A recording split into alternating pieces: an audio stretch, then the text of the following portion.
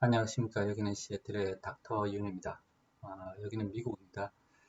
제가 지금 이제 미국의 한의학, 한의사, 한방시장 등에 관하여 이제 그 소개를 하고 있는데, 처음으로 이제 제가 말씀 강의를 해드렸던 것은 이제 미국의 한의사 제도에 관하였습니다. 대략 한의사 제도에 관하여 몇 가지 측면에서 크게 한 세 묶음 정도로 나누어서 제가 강의를 해드렸습니다.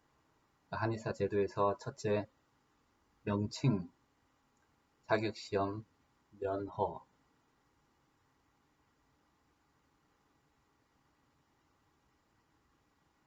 그리고 이제 면허갱신, 그리고 이제 진료 범위, 그 다음에 이제 한의사의 법적 지위와 사회적 지위 인식.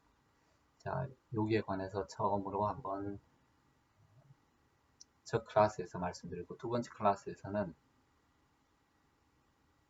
한의사 제도의 두 번째 클래스에서는 한의사에 대한 법적 지위에 따른 제한, 제약이라는 것과 그 다음에 이제 한의학과 한의사에 대한 명칭, 이 부분에 관해서 이제 그 소견을 좀 말씀드렸습니다. 그리고 세 번째 클래스, 미국의 한의사 제도 세 번째 클래스에서는 아큐펑처의 효능, 영능에 관한 미국인의 인식, 그리고 한국 한의사들이 미국 시장에 진출해야 되는 당위성과 필요성, 그리고 덧붙여서 영어 공부법, 언어 공부법에 관한 내용을 세 번째 클래스에서 말씀드렸습니다. 자, 오늘은 이제 새로운 클래스입니다. 지난번까지 그런 미국의 한의사 제도에 대하여 쭉 살펴보았다 그러면은 이제부터는 미국의 한의 시장의 현황에 관해서 한번 살펴보도록 하겠습니다. 오늘은 그 첫 번째 클래스를 갖도록 하겠습니다. 미국의 한의 시장의 현황, 그 첫 번째 클래스를 갖도록 하겠습니다. 그 의료라는 것이 이제 한국 시장과 다른 중국 시장, 미국의 한의 시장 이런 것들이 다 다르기 때문에 제가 언어에서도 말씀드렸지만은 문화라는 거, 학문적이라는 거, 그 다음에 이제 이 학문이 사회에 나가서 쓰일 때 그게 이제 마켓이 되는 거죠. 마켓의 이론과 임상입니다. 실제가 각각 다 조금씩 모양이 다르고 어떤 경우에도 학문뿐만 아니라 이 실제 마켓에서도 어떤 용어라든지 어떤 시스템이라든지 그 문화라는 것이 1대1로 대응되지는 않습니다. 1대1로 대응되지 않기 때문에 항상 그 점을 잘 염두에 두고 전체적인 얼개를 이해하시는 것이 이런 시행착오를 많이 줄일 수 있습니다. 자, 일단 그 미국의 한의 시장 현황에서 지금 첫 번째로 제가 병의원 시설의 종류를 갖다가 조금 소개시켜 드리도록 하겠습니다. 한국 자체가 미국 시스템을 워낙 많이 받아들였기 때문에 이게 우리로서는 조금 그렇게 낯설지는 않습니다. 그런데 이 분류가 어떤 다른 나라에 가면은, 그러니까 중국이나 인도 같은 나라에 가면 이런 그 방식의 병원 체제가 꼭 자연스럽지 않을 수도 있습니다. 그 점 염두하면서 상당히 한국과 유사할 것이긴 하지만은 일단 병의원 시설에 관하여서 한번 분류를 갖다 해보도록 하겠습니다. 이제 크게 보면은 한의사가 일할 수 있는 한의학이 임상에서 쓰여질 수 있는 그 마켓이 병의원 시설로 어떻게 이제 나타나느냐 그러면은 미국에서는 대략 첫 번째로 큰 병원, 공공병원, 그리고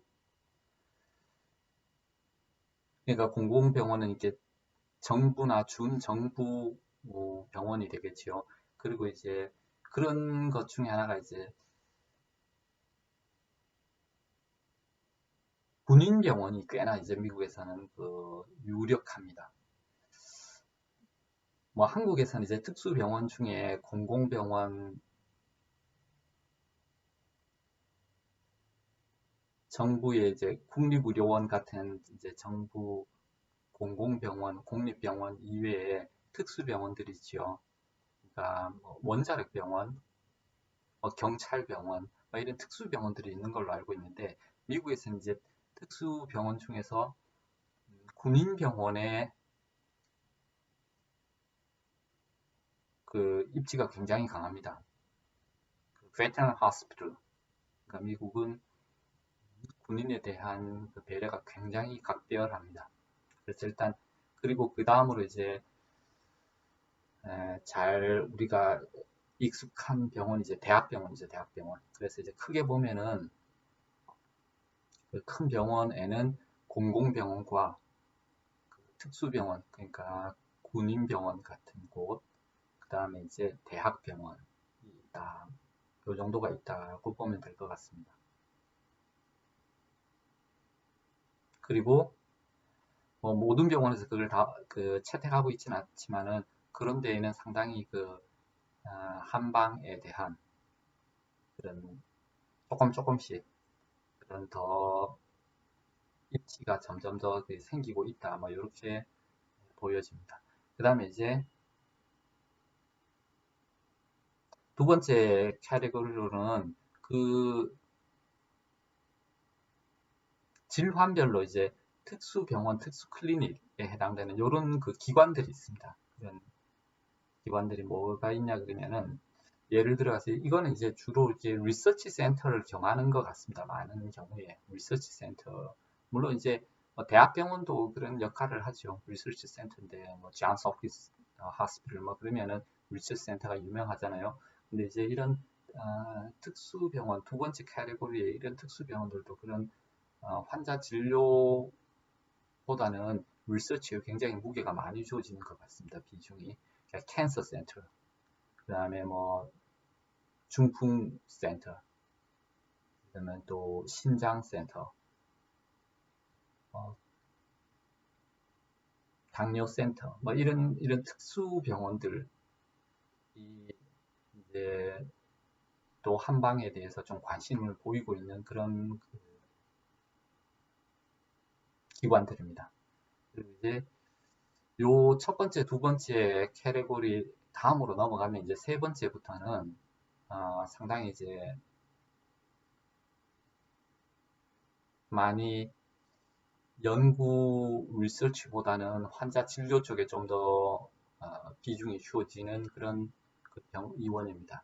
이제 세 번째는 물론 조금 큰 중형급 뭐 그러니까 한방 병원 같은 것들도 있겠지만은 대체로 그런 경우는 미국에서 예를 찾아보기가 좀 어려운 것 같고요.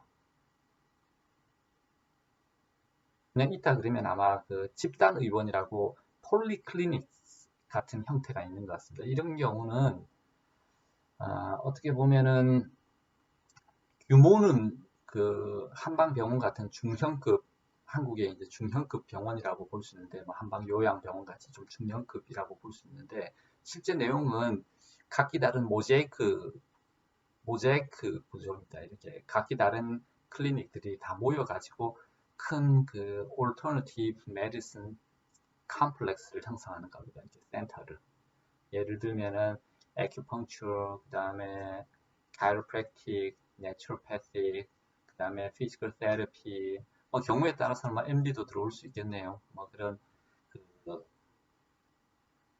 하나의 그런 건물 안에, 그러니까 중형 병원급 그런 건물 안에 각자의 다른 여러 개의 이제 클릭들이 모여서 공생하는 형태입니다.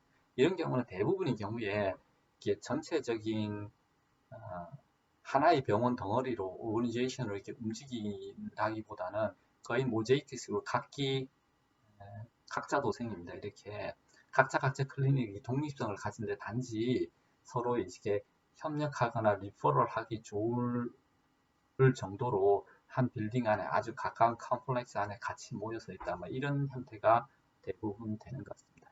그리고 여기에는 이제 사실 법적인 문제도 있습니다.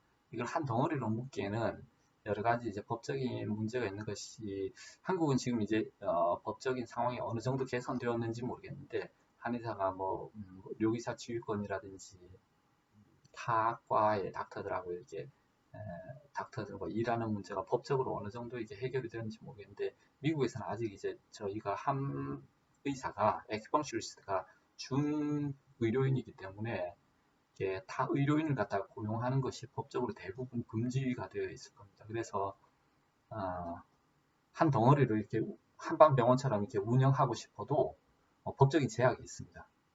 그러니까 제가 그러니까 이거는 약간의 이제 편법이 될 수도 있는데 그런 것을 보기는 보았습니다. 이제 한의사가 주축이 되어서 이런 조금 큰 그 폴리클리닉을 운영을 하는데 시스템은 각자의 그런 별도의 회사를 다 독립적으로 씁니다. 그러니까 약간의 엄브렐러식이 되는 거죠. 이거를 뭐 기획하고 추진하고 이런 거는 뭐 예를 들어서 한방병원장이 한다 칩시다. 그렇지만 그 안에 각 과들은 한국 같으면은 한방병원 안에 예를 들어서 다 둘 수 있는 뭐 같이 둘 수 있는지 모르겠지만은 그런 것들도 당연히 추나 같은 거는 둘 수가 있잖아요. 한의사가 하니까.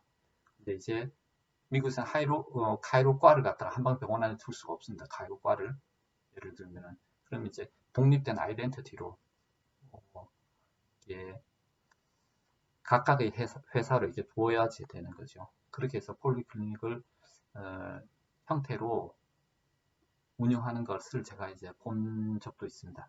그러니까 이거는 뭐 약간 테크니컬한 부분이기 때문에 또 주마다 좀 다를 수는 있지만은 일단은 기본적으로 각각의 그 다른 독립된 그 의원들이 모여서 긴밀하게 유기적으로 돕고 활동한다. 이렇게 보시면 좋겠습니다. 그 다음에 이제 마지막으로 네 번째 캐리고리는 이제 그냥 일반 개인 병의원입니다. 뭐 좀 크건 조금 작건 간에 뭐 몇 명이 모여서 하건 뭐 한 명이 하건 몇 명이 공동 파트너로 하건 아니면은 원장과 부원장으로 일을 하든 간에 이거는 다 로컬 개인 병의원에 속합니다.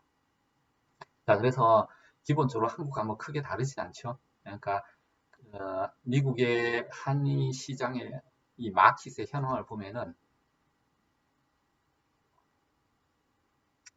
첫 번째는 공공병원, 군인병원, 뭐 대학병원 같은 큰 대형 병원급. 그 다음에 이제 두 번째는 연구 중심의 특수병원층급. 그 다음에 세 번째는 규모가 좀 되는 중형급으로 보이는 그런 폴리클리닉. 그 다음에 네 번째는 그냥 개인 병의원, 개인 한의원입니다. 자, 이렇게 볼 수 있습니다.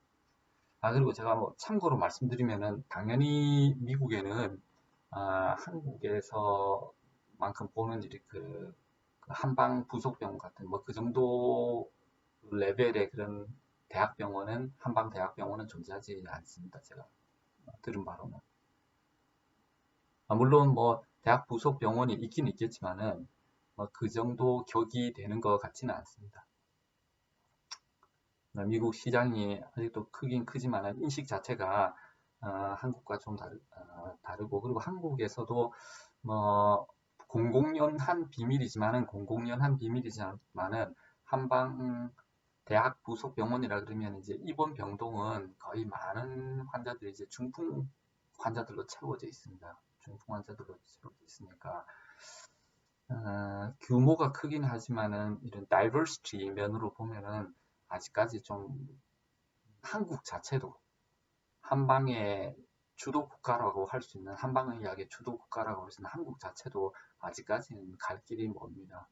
이게 어떤 특정한 질환에 이렇게 의학 전체가 목을 메어 가지고는 미래가 그렇게 밝지는 않다고 봅니다. 이거는 동의보감 책이 두껍잖아요. 거기에 나오는 질환들을 이게 어느 정도 골고루 다 다룰 수 있는 그런 명실상부한 종합병원, 대학 종합병원이 한방 종합병원이 되어야 된다. 이런 게 이제 저희 이제 한의 마켓, 한국의 한의 마켓의 숙제 중에 하나라고 생각이 듭니다. 자, 이제 미국에서 병의원 시설을 살펴보았고요. 자, 여기에 이제 제가 병의원 시설 이렇게 말씀드리면서 부가적으로 약간 참고적인 거 하나 좀 말씀드려보도록 하겠습니다. 여기 이제 제가 두 번째 캐테고리에 특수병원이라는 걸 제가 말씀드렸는데 그 연구 중심의 병원인데 이런 경우는 대부분 이제 꼭 연구 중심은 아닐지 모르지만 한국에 참 좋은 예가 있는데요. 그게 이제 예를 들면은 산후조리원, 비만 클리닉 같은 경우 또는 뭐 암 전문 한의원도 있기는 하죠. 한데 이렇게 입원 환자를 받는다든지 이렇게 직접적으로 빌딩 내에서 이렇게 숙식하면서 이제 케어를 하는 그런 시설이 된다 그러면은 이런 특수병원으로 성장 가능성이 뭐든지 있다 봅니다. 미국에서는 아직까지 미국 사람들은 산후조리원 이런 거 잘 모릅니다. 그런 개념이 없습니다. 근데 한국도 없는데 새로 생긴 거죠. 산후조리원이라는 것이 시설이. 근데 저는 참 좋은 컨셉이라고 생각됩니다. 마치 옛날에는 타가소가 없었는데 타가소가 생긴 것처럼 산후조리원은 없었는데 산후조리원 생긴 것도 전혀 시대에 비추어 이상할 것이 없는 시대적인 현상입니다. 그렇다면 이것도 잘하면은 우리가 이제 미국에서 여러 가지 이렇게 문화를 수입하듯이 잘하면은 이것도 한국에서 한국으로부터 미국에로 수입해 올 수 있는 이런 문화 상품이 될 수 있습니다. 그런 종류의 특수 병원도 생길 수 있습니다. 제가 볼 때는. 그러니까 산후조리원 또는 비만 클리닉 이게 어느 정도 그러니까 이게 외래 진료보다 집중 케어를 할 수 있는 또는 암 전문 병원 같은 경우는 미국에도 이미 있긴 하지만은 이게 이제 환자를 한방적인 방법으로 또는 자연의학적인 방법으로 환자를 집중 케어할 수 있는 이런 빌딩 내에서 숙식을 제공하면서 이렇게 집중 케어를 할 수 있는 이런 센터가 있다 그러면은 이것도 나중에 이런 특수병원으로 발전할 수 있겠다, 있을 것이다 라는 그런 전망을 해봅니다. 뭐 애 놓고 조리하는 게 무슨 병원이냐 이렇게 생각하면은 또 약간은 시대에 떨어질 수 있습니다. 옛날에는 뭐 노이로제 그런 게 무슨 병이냐, 뭐 배가 아프고 다리가 부러지고 이래야 병이지 그랬잖아요. 근데 뭐 의학이 점점 발달하면서 정신과도 생기고 신경과도 생기고 했듯이 과라는 게 생길 수 있는 겁니다. 특수병원도 마찬가지라 봅니다. 그래서 지금 이제 미국에 주로 있는 거는 캔서 센터, 이제 스트로크 뭐 센터나 아니면 이제 뭐 키드니 센터 같은 그런 것들을 있는 것 같습니다. 특수센터로. 여기에 당뇨병 센터, 비만 클리닉, 산후조리원, 뭐 이런 것들 집중 케어가 필요한 그런 정도의 그런 클리닉이 좀 상품을 잘 기획하고 연구하고 기획해서 이렇게 실행한다 그러면은 그것도 시장성이 있지 않겠나라고 이렇게 예측을 해 봅니다. 그리고 지금 이제 한방이 구체적으로 아직까지 많이 들어갔는지 모르지만은 이 특수병원 중에서 시니어를 대상으로 한 치매병원이 있습니다. 치매병원. 치매병원은 마치 산후조리원처럼 준 병원 기관인데요. 꼭 질병이라고 하기보다는 이제 일반인들이 그러니까 일반 운영자가 할 수 있는 그런 부분이잖아요. 산후조리원이. 근데 미국에서 메모리 케어가 그런 종류에 속합니다. 메모리 케어가 이게 의료기도 하지만은 더 많은 부분은 그냥 일반적인 그 양로원 같은 곳입니다. 조금 특수 양로원에 해당되는 거죠. 치매 노인들, 메모리 케어 센터가 치매 노인들을 대상으로 이런 것도 일종의 특수병원에 크게 보면은 특수병원에 넣어줄 수 있다 이렇게 봅니다. 그러니까 의료적인 영역과 사회기관적인 의료병원적인 기능과 또는 일반 사회복지기관적인 그런 성격이 합쳐진 형태입니다. 그러니까 산후조리원이나 아니면은 메모리 센터 같은 경우, 그러니까 노인 치매병원입니다. 그러니까 병원의 기능도 있지만은 대개는 그냥 기억력이 약한 오래된 나이 드신 그런 분들을 잘 케어하고 수발하는 그런 조금 특수 양로원이다. 뭐 이렇게 볼 수 있습니다. 그리고 이런 경우는 이제 연구 중심이고 또 시니어를 대상으로 하고 이런 경우에는 미국 정부에서의 기금 지원 같은 것들도 상당히 많이 받을 수 있습니다. 그러니까 그런 경우는 아마도 이제 이쪽 분야에 사회사업이나 사회복지사업 이런 쪽에 좀 전문가가 있다면은 의료인들과 힘을 합쳐가지고 상당히 모델을 갖다가 좋은 모델을 만들어 볼 수 있는 그런 그 opportunity가 있다. 뭐 그렇게 보여집니다. 자, 이렇게 해서 크게 4가지 종류의 그런 카테고리의 병의원 시설들에 관하여 설명을 드렸습니다. 이제 두 번째는 그 병원으로 오는 미국에서 이 한의 마취에서 볼 수 있는 그런 환자의 종류를 갖다가 제가 좀 소개시켜 드리도록 하겠습니다. 이제 미국의 한의 마취는 첫째 이제 병의원에 대해서 소개를 시켜드렸는데 그럼 그 병의원에 어떤 환자들이 오느냐를 알아야 될 거 아닙니까? 한국의 그런 한방병원처럼 중풍 환자들이 무더기로 몰려온다 이런 경우는 미국에서는 거의 아직까지 그런 현상은 보기 어려운 것 같습니다. 이제 지금은 이제 한국에서도 아마 그 환자 포션을 갖다 좀 많이 뺏기지 않았나 싶은데요. 양방 쪽으로. 그러니까 급선기에 그리고 어느 정도 어큐트한 거 관리까지는 양방에서 다 하고 나중에 이제 그러니까 나중에 관리 차원에서 이제 한방병의원에서 관리를 받는다 이렇게 되니까 점점 더 중풍 환자조차도 좀 우리가 조금 더 뺏기지 않나 싶은 생각이 드는데 저희가 할 수 있는 그 환자 케어할 수 있는 모델을 갖다 좀 더 개발을 해가지고 한방병의원이 양방종합병원처럼 한방종합병원으로서 좀 제대로 기능할 수 있는 그런 모델이 발굴되기를 좀 기원해 봅니다. 이 환자의 종류를 보면은요, 일단 그 미국에는 입원을 위주로 하는 그런 한방병원이 거의 없기 때문에 거의 외래 환자를 위주로 봅니다. 거의 외래 환자를 위주로 보는데 외래 환자에서도 중풍 환자 보는 거는 그렇게 많지 않습니다. 한국만큼.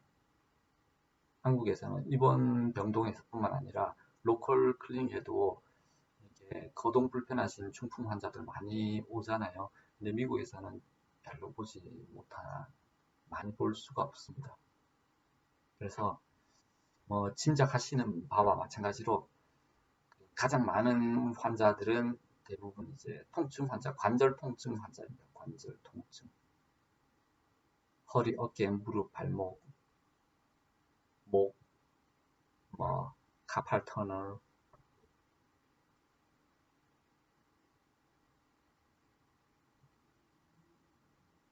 모톤지 뉴로시스, 어쨌든 다 이제 그 관절 통증 때문에 오는 환자들이 가장 많습니다. 그리고 두 번째는 이제 뭐 내과 질환이죠. 내과 질환. 뭐 배가 아프다든지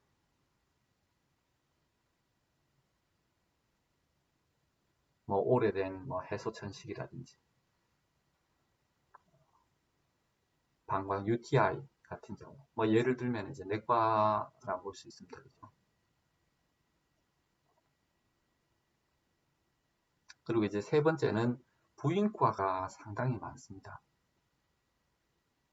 소아과는 그렇게 많진 않고 소아과라는 게 좀 여기 카테고리가 뭐 이렇게 딱 똑 떨어지게 나오지 않아 가지고 뭐 어디까지를 이제 소아과라고 봐야 될지는 제가 잘 모르겠는데 일단은 부인과는 확실히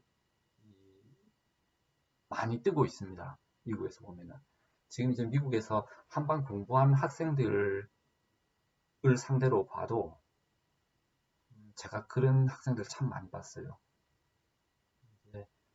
부인 전문 진료를 하겠다, 부인과 전문 치료 한의사가 되겠다라고 이렇게 그 포부를 밝힌 학생들 굉장히 많이 봅니다. 그만큼 미국에서도 부인과에 대한 관심이 많이 높아지고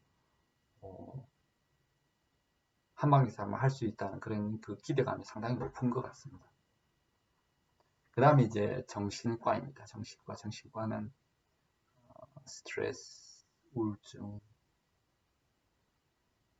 anxiety, 우울증, depression, anxiety. 주로 뭐 스트레스 관련입니다. 정신과라 그러지만은 저희가 보는 거는 거의 스트레스와 노이로제 수준이죠. 뭐 진짜 mentally 진짜로 crazy한 그런 이제 정신병 환자를 볼 수 있는 건 아니고요. 그런 경우는 뭐 극히 드물고 일단은 이제 불면증도 들어가겠습니다. 불면증 같은 경우.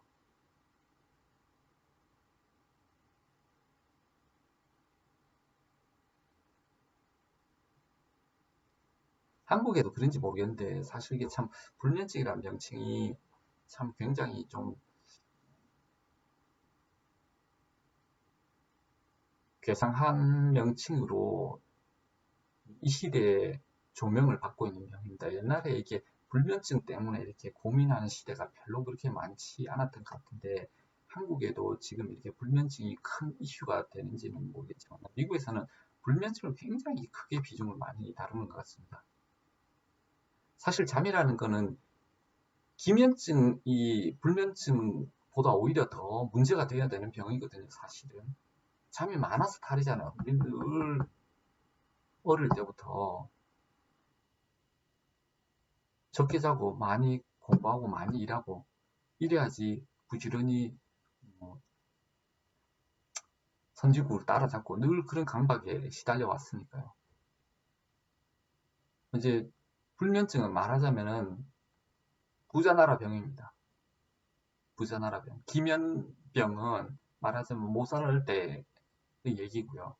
지금은 미국은 뭐 꼭히 뭐 부자만 걸리는 건 아니지만은 어쨌든 불면증이 굉장히 큰 정신과의 병 중에 하나입니다. 그러니까 이걸 굉장히 많이 답답해 한다는 자체가 좀 답답한 일인데요. 어쨌든 뭐 시대적인 현상이니까 이것도 제가 소개는 해드리고 갑니다.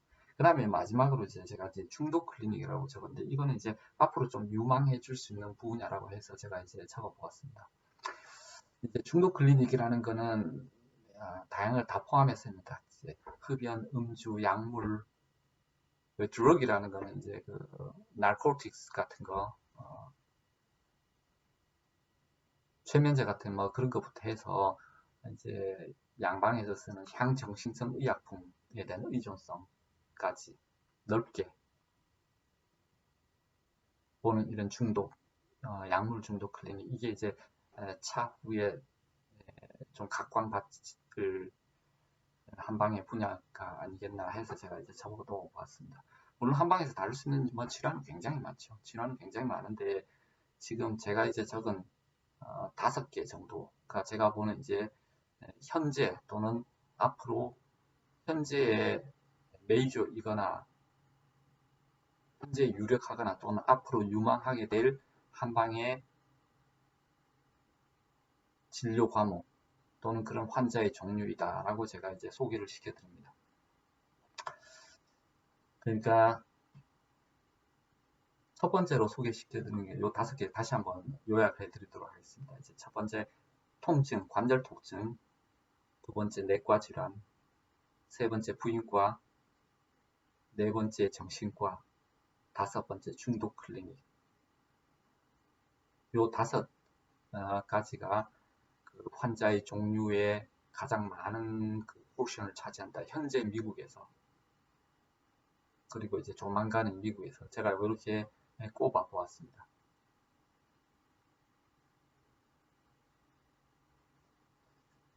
근데 여기에서 이제 한번 이제 일단 현황을 제가 소개를 시켜드렸지만은 앞으로 이제 미래도 우리가 한번 봐야 되니까 이거를 잘 보시면은 관절 통증이라는 게 뭡니까? 이제 관절 통증이라는 게 뭐 통증, 비증, 풍한습 뭐 이거 보면은 거의 이제 과별 분류로 보면 이게 외과에 속하겠죠. 또는 뭐 육기병에 해당될 수도 있고요. 근데 어쨌든 이거는 미국에서 이렇게 보고 있는 많은 환자, 한의 시장에 이게 주 메이저를 이루는 게 환자의 종류가 우리가 동의보감 전체 또는 의학 인문 전체로 보면은 굉장히 작은 부분에 속하는 외과나 육기병에 속하는 굉장히 작은 부분에 국한되어 있다는 거죠. 그러니까 이게 한의계의 큰 숙제입니다. 한방 대학병원에 들어가 보면은 거의 중풍 환자들로 채워져 있다. 이게 한의계의 숙제입니다. 이렇게 훌륭한 그 동의보감 의학 인문의 그 거대한 의학의 이런 보고가 있는데 거기에서 극히 작은 부분, 극히 작은 일부분이 지금 현재 환자 종류의 대부분이라는 것이 상당히 이게 의학의 그 활용도가 떨어지고 있다. 활용도가 굉장히 좁아져 있다. 이렇게 평가할 수 있습니다.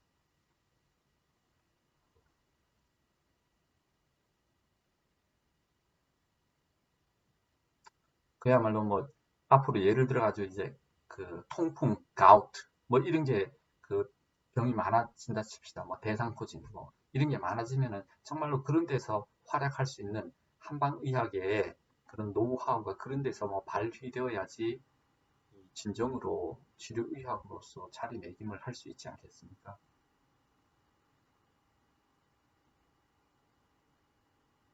자, 이렇게 해서 일단 미국의 한의시장 현황에 대해서 지금 소개를 시켜드리고 있는데 이제 환자의 종류를 본 다음에 제가 요거는 이제 미국의 시장에 앞으로 나아갈 방향도 그렇고 한국 시장에서도 마찬가지입니다. 제가 한 가지 이제 그 숙제를 논제를 갖다 하나 제기하고 싶은데요.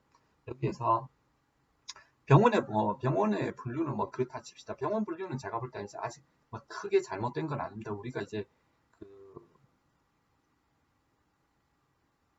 활용성만 좀 높이고 이게 포용성이죠. 이렇게 활용성을 좀 높이면은 큰 병원을 갖다 좀 제대로 이렇게 활용할 수 있게끔만 각 과목들이 골고루 학문이 골고루 한방의학 학문이 골고루 좀 활용될 수 있게끔만 하면은 현재 이게 병의원 시설 자체는 뭐 크게 제도적으로 사회적으로 뭐 나쁜 것 같지는 않습니다. 이거를 뭐 운영하는 방식은 어떻게 더 개선이 되어야 될지 모르겠지만 일단은 대형 병원급, 그 다음에 특수병원급, 그 다음에 중형 병원급, 그 다음에 개인 의원급, 뭐 이렇게 단계가 되어 있는 거는 뭐 자연스러운 현상인 것 같습니다. 그런데 이게 환자의 종류에서 볼 때 요게 이제 과별, 과목 분류하고 관련이 되는데 여기에는 상당한 문제의 소지가 좀 있습니다. 제가 뭐를 제기하려나 그러면은, 이제 한국에서는 이 과의 분류가, 한방과의 분류가 희한하게도 친구과, 내과, 부인과, 소아과, 정신과 뭐 이런 식으로 되어 있습니다. 과별 분류가. 근데 우리끼리는 알아봅니다. 한의사끼리는 누가 오면은 어디 친구과로 보내야 되고, 누가 오면은 이제 이내과, 심계내과로 보내야 되고, 뭐 대강 감이 옵니다. 근데 이제 외부에서 이렇게 본다 그러면은 일반인이 볼 때는 야 이렇게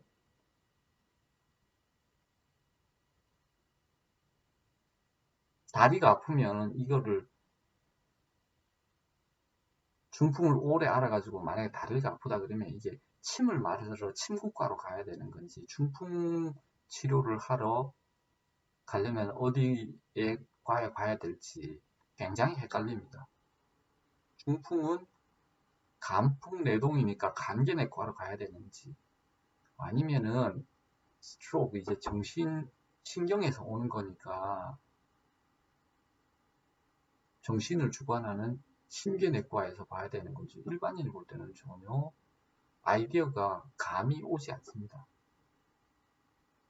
물론 우리끼리는 우리 내부에서는 누가 뭐 좀 공을 세워서 이내과를 갖다 이렇게 잘 시스템을 만들어 가지고 아주 발군의 그런 과로 만들었다 이러면 뭐 그게 자랑거리가 될 수는 있죠. 근데 그게 이제 길게 보면은 그렇게 잘 하신 분이 있다 할지라도 제가 볼 때는 학문적인 이 학문의 미래를 위해서는 조금 아량을 보이고 이름을 갖다 좀 양보할 필요가 있지 않겠나라는 게 제 개인적인 생각입니다. 아무리 이내과에서 이렇게 잘해서 이런 훌륭한 시스템을 만들었다 손치더라도 학문적으로는 조금 이제 양보할 수 있는 조금 관용을 보이는 게 좋지 않겠나라는 게 생각이 듭니다. 침구과도 마찬가지입니다. 침구과도.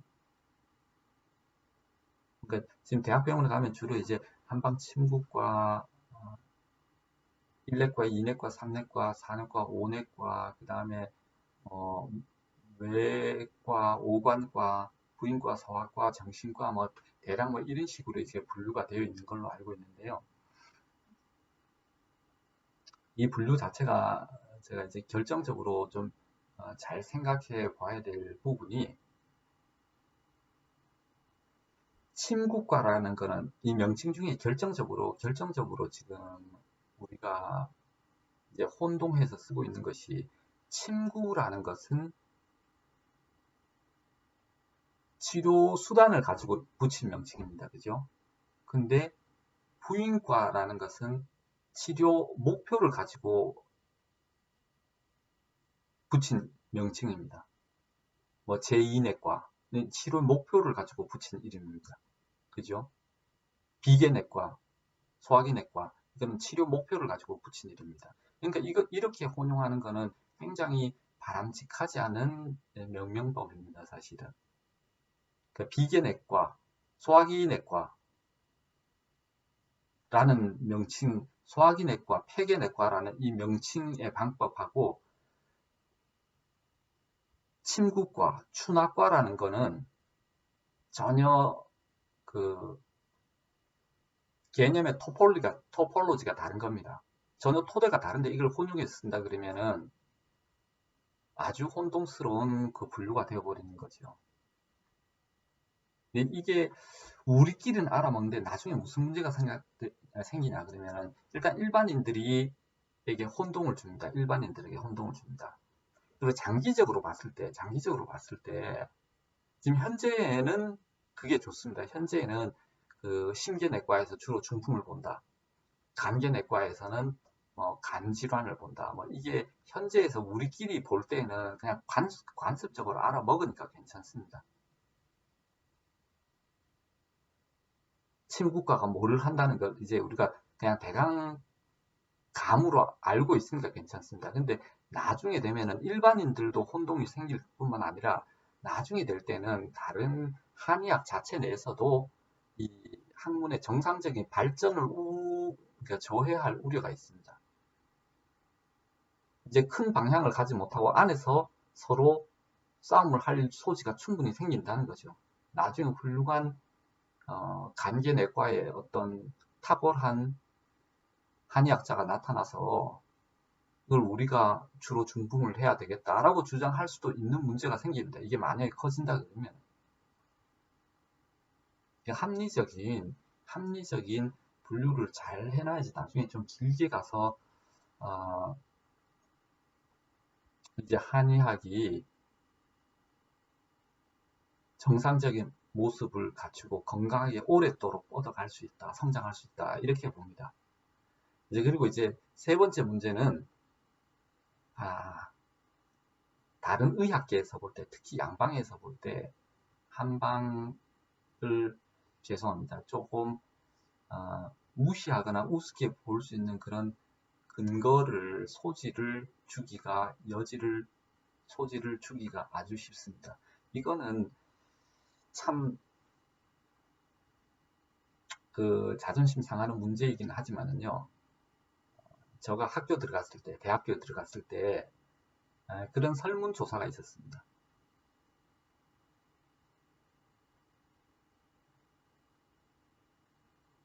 설문조사가 있었는데 그게 한의학 관계자들 대상으로 한 것인지 의료인들을 대상으로 한 것인지 아니면은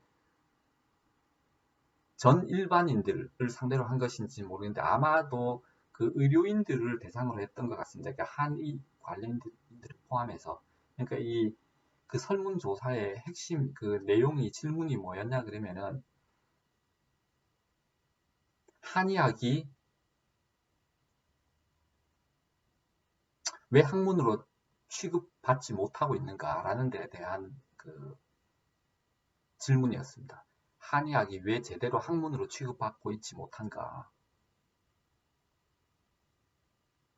예를 들면 그걸 잘 보세요. 관상학이라 칩시다. 그게 학문으로 취급을 받나요? 관상학이라는 건 존재하지만 어떤 학교에서도 그런 걸 가르치고 싶어 하지 않습니다. 그런 걸 가르치면은 사주명리학, 학문으로는 존재하지요. 학문으로는 존재하지만은 동양철학과가도 그런 걸 가르치진 않을 겁니다.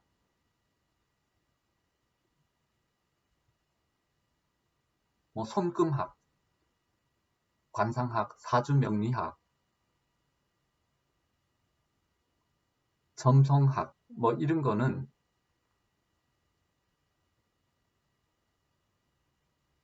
대학교에서 어느 학교도 가르치고 싶어 하지 않을 겁니다.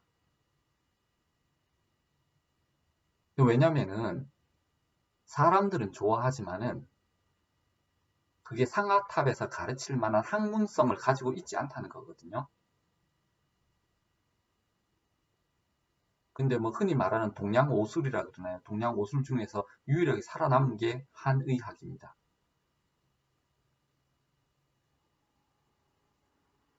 이제 관상학은 학으로 이제 불리지 않고 술로 불리죠. 관상술, 뭐 손금술, 사주명리론, 풍수론, 풍수학이라 안 불리죠. 이제 풍수론 뭐 이렇게 불립니다. 그 다음에 한의술.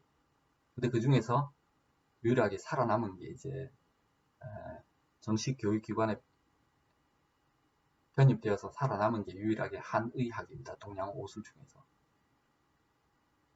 근데도 아직까지 그 당시로 제가 이제 80년대에 이제 학교에 들어갔는데요. 그 당시로 많은 사람들의 인식이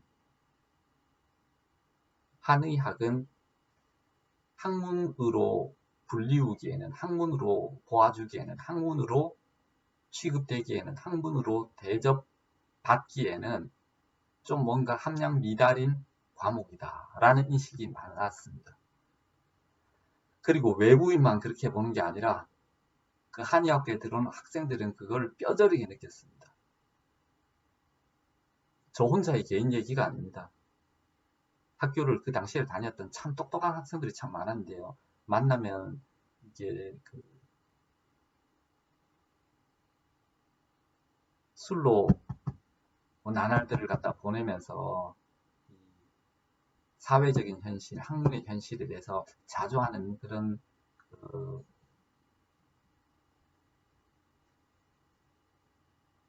대화가 참 많았습니다, 사실은.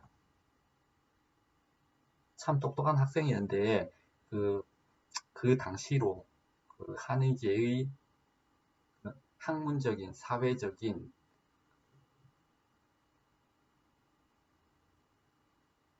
토대가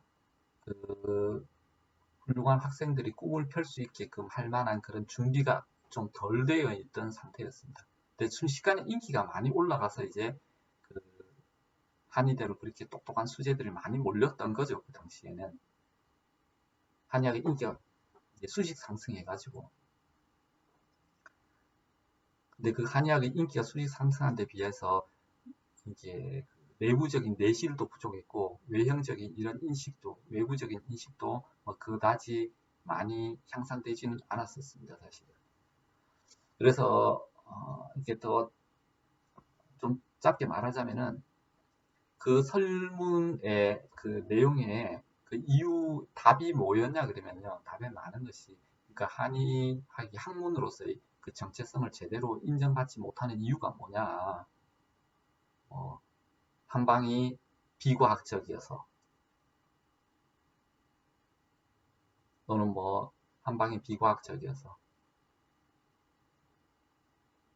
그러니까 뭐 지금 우리가 알고 있는 물리화학적인 생물학적인 그런 방법으로 해설된 한의학이 없었어요. 그 당시로는 거의 없었습니다. 그러니까 전통 전례로 내려오는 방식으로 설명을 한 거였으니까 뭐 음양오행 이론으로 그리고 뭐 치료도 그런 뭐 데이터가 뭐 백혈구 수치 뭐 이런 걸로 증명한 게 아니니까요. 자, 한방이 비과학적이어서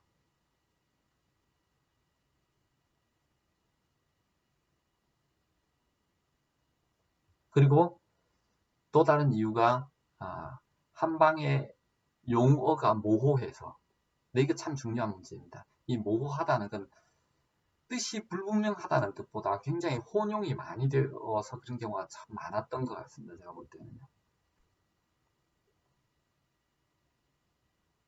그 다음에 한의사들의 이제 비전문성 때문에 그러니까 뭐 만병을 다 치료하는 그런 방식이나 그런 주장들 때문에 근데 가장 큰 이유가요. 제가 기억나는 거는 그 설문조사에서 가장 큰 이유는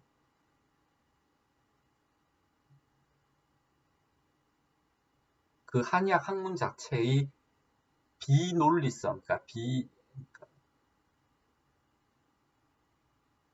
정리가 덜 된 이유, 학문으로서의 정리가 덜 된 이유가 가장 큰 이유였습니다.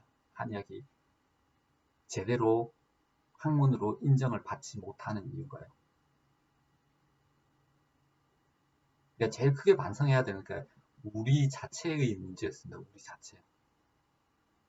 남들이 잘못 보아주고 있는 것이 문제가 아니라 우리 자체가 한의학을 갖다가 제대로 정리를 하지 못하고 있었던 겁니다. 물론 뭐 정리를 한다고 해서 뭐 중국식처럼 중국식 변증론지 뭐 이렇게 해야 될 필요는 없습니다. 뭐 싹둑싹둑 다 잘라가지고 문화혁명처럼 할 필요는 없습니다. 그렇지만 이제 막 주먹구구 막 둘러치기 막 이렇게 두리뭉실 이런 거는 논문 연구 논문 이외에는 일반 학문과 이런 마키 시스템에서는 가능한 배제를 해야 됩니다. 제가 볼 때. 지금 대표적인 게 바로 이런 명칭법입니다. 분류법입니다.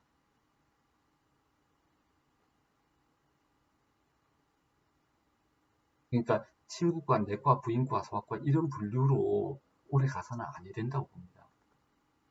이건 첫째, 일반인들에게 혼동을 두고 둘째, 한의인 자체의 장기적인, 지속적인 발전 면에서 장애 요소가 되고요. 세 번째, 의료인, 그러니까 외부 의료인에게 비웃음을 살 수 있는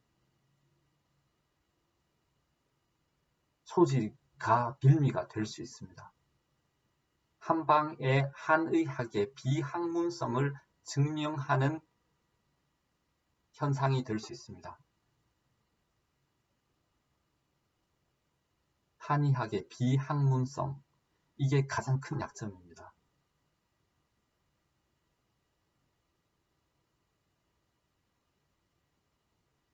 이것만 우리가 걷어낸다 그러면은 전 세계 어디 가도, 전 세계 어떤 학문에 견주어도 한의학은 당당하게 살아남을 수 있다고 생각합니다. 똑바른 학문성만 확립을 한다 그러면.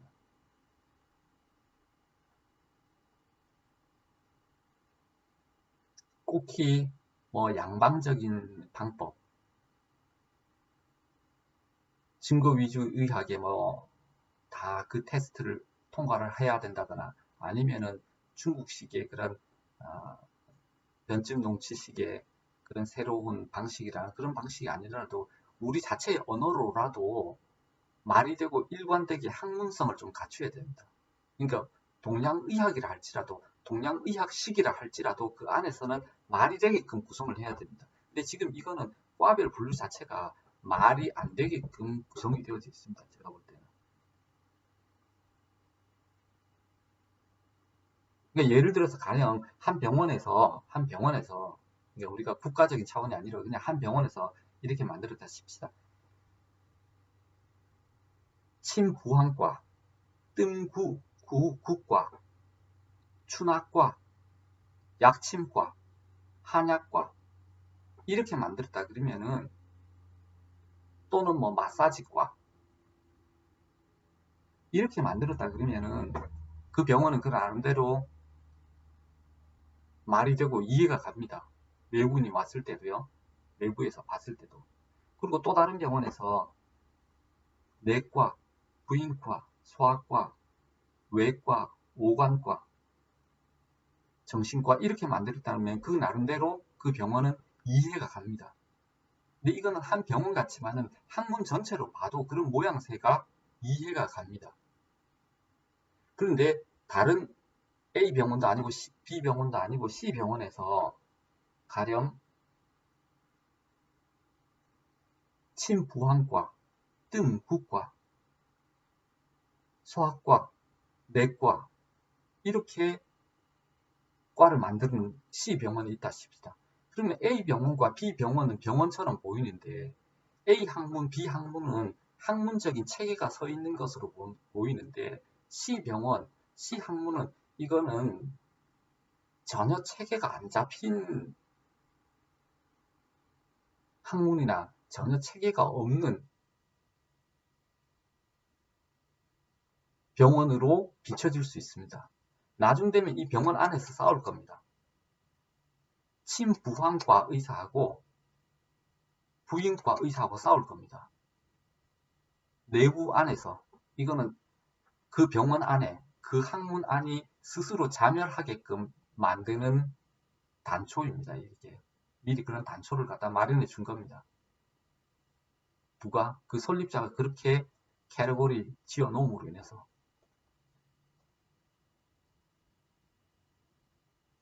이건 제가 서양 학문을 본받자 이런 게 아니라 동양 학문을 하더라도 동양 학문 안에서는 말이 되게끔 동양 학문을 해야 된다는 뜻입니다.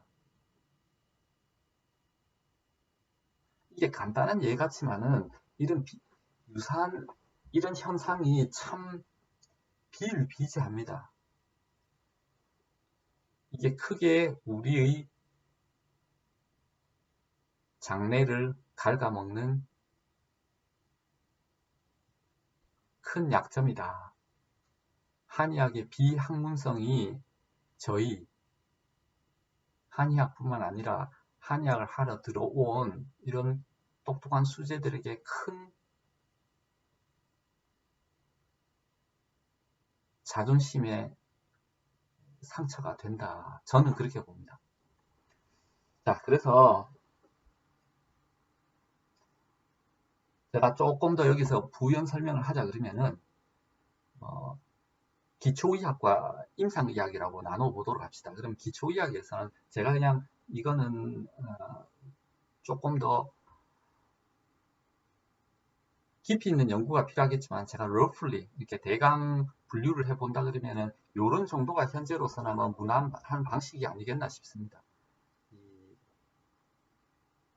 기초의학에서는 예를 들어서 분류를 갖다가 이렇게 자르면은 임상의학에서는 이렇게 자르는 방법입니다.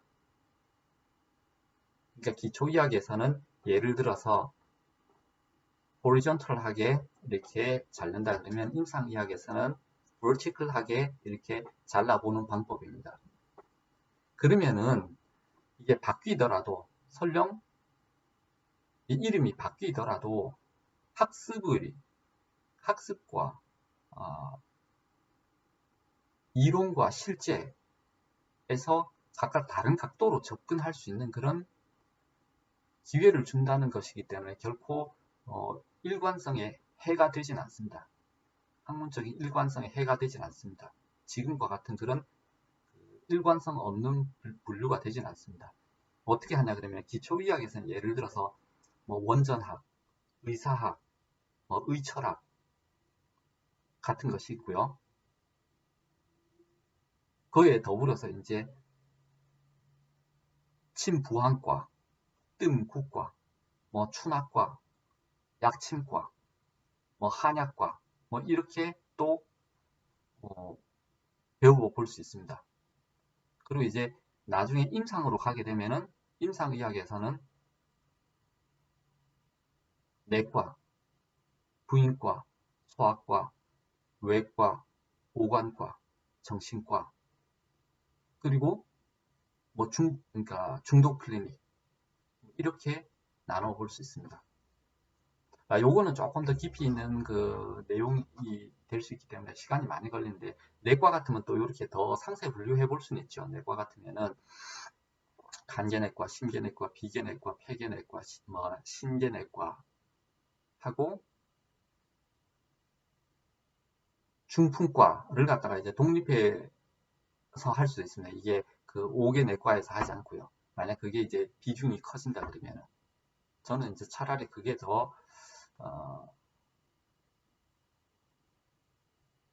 좀 유연한, 플렉서블한 분류가 될 수 있다. 그 시대에 중요한 질병이 또 오르면은 그게 더 유력한 방법이 될 수 있다. 뭐 이렇게 봅니다. 가령 폐계내과에서 코비드를 보는데 코비드가 정말 메이저한 인류의 그 숙제가 된다 그러면은 폐계내과 말고 코비드과를 새로 독립해서 클리닉으로 만들 수 있는 겁니다. 그리고 이제 정신과도 마찬가지입니다. 정신과도 물론 쭉 다 있는데 예를 들어서 이제 그 지금 시대적인 현상으로 시니어 그러니까 노인 건강이 굉장히 중요해졌지 않습니까? 그러니까 예전에는 노인은 의료 혜택에 별로 수혜자도 아니었고 별로 큰 관심이 없었어요. 노인은 어차피 늙어서 죽음을 많이 앞두지 않았기 때문에 사회적으로 그렇게 크게 많이 배려한 층이 아니었습니다. 근데 지금 이제 베이비 부머 이후로 시니어층의 중요도, 권익 이런 게 워낙 많이 올라갔기 때문에 지금 이제 거기에 많이 포커스가 됐죠. 그래서 지금 이제 예를 들어서 치매라는 것이 사회에 이렇게 메이저한 주요 사회 현상으로 떠올랐다. 그러면은 정신과에서 치매과를 갖다가 독립해서 볼 수 있는 겁니다. 그건 이제 시대적인 현상이니까요. 그리고 이제 그 중독 클리닉도 마찬가지입니다. 이거는 뭐 200년 전에는 별로 뭐 볼 수 없었던 뭐 마약 중독자 뭐 이런 거는 뭐 별로 볼 수 없었던 일이고, 그리고 뭐 담배 중독자를 치료한다 뭐 이런 그 개념은 없었죠. 이렇게 담배 끊으려고 노력하는 200년 뭐 100년 200년 전에 담배 들어온 것도 뭐 오래되지는 않았지만은 어쨌든 뭐 중독 클리닉이라는 뭘 끊는다는 이런 개념 자체가 아마 그다지 없었던 때였으니까요. 지금은 이제 그 중요성이 커졌으니까 중독 클리닉 이런 것들도 별도의 과로 만들어 볼 수 있다 생각합니다. 그렇지만 이거는 별도의 과로 만들어도 이거는 시대적인 현상이지 이 분류 자체를 기본적으로 흔드는 것은 아닙니다. 이거는 어디까지나 임상의 그 목표 질환을 대상으로 한 거니까요. 일단은 여기에는 이제 채용이 있습니다. 공관적인 면과 그 기능적인 형상적인 면과 이제 기능적인 면이 좀 섞여 있긴 한데 우리가 이제 내과, 부인과, 소아과, 외과, 오관과, 정신과라고 부르는 거는 마치 이렇게 뭐 안입이 설신을 이렇게 부르는 것처럼 어떤 형상을 바탕으로 분류를 세운 겁니다. 형상을 바탕으로. 근데 이제 치매과 중독 클리닉 또는 뭐 당뇨 클리닉, 비만 클리닉, 이런 건 뭐 비계내과에 있으면 되겠지만은 소화기내과에 있으면 되겠지만은 그 병이 커지면 이렇게 독립을 할 수 있잖아요. 근데 이런 것은 이런 당뇨 클리닉, 뭐 비만 클리닉 이런 것은 이 형상에 의한 캐테고리는 아닙니다. 이제 그 기능에 의한 오히려 이제 형상이 아니라 체가 아니라 용에 의한 그런 분류라고 볼 수 있는데요. 뭐 어쨌든 이거는 시대적인 현상 때문에 그 중요성이 부각된다 할지라도 조금 섞여 있기는 하지만은 근본적으로 이 항문성 자체를 훼손시킬 정도의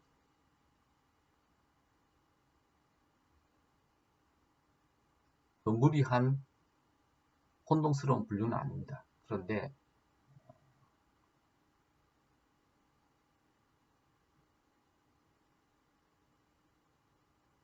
뭐 침구과, 내과, 부인과 이런 뭐 추나과 이런 분류는 정말로 학문답지 못하게 만드는 학문답지 않게 만드는 그런 분류 방식이다. 뭐 이렇게 보입니다. 이 부분은 한의학계에서 길게 보고 조금 한번 논의를 해 주었으면 좋겠다라는 생각이 들고요. 이거는 비단 과목 분류에만 국한된 것은 아닙니다. 이 한 과목 내로 들어가도 이런 게 참 많이 있습니다. 제가 볼 때는요.